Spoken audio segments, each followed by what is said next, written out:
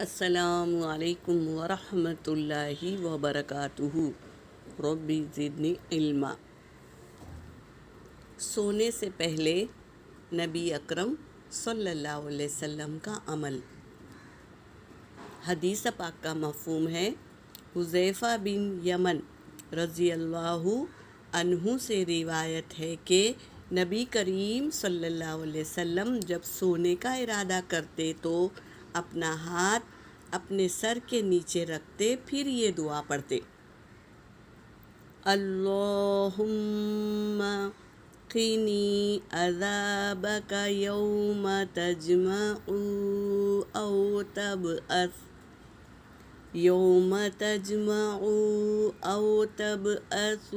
عبادک۔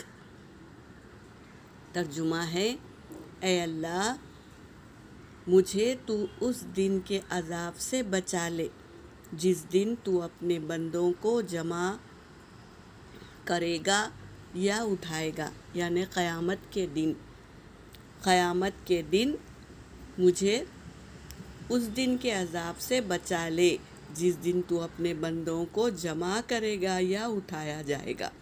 تو نبی کریم صلی اللہ علیہ وسلم تو گناہوں سے پاک تھے، پھر بھی یہ دعا کرتے تھے، تو ہم ان کے امتی ہیں نا، تو ہم تو کتنے گنہگار ہیں۔ ہم کو بھی چاہیے کہ قیامت کے دن عذاب سے اللہ بچا لے۔ اللہ سے ہم کو بھی مانگنا چاہیے کہ اللہ قیامت کے دن تو جس دن جمع کرے گا تو مجھے اس دن کے عذاب سے بچا لے۔ یہ دعا یاد کریں گے اور عمل میں لائیں گے۔ وآخر دعوانا ان الحمد للہ رب العالمین۔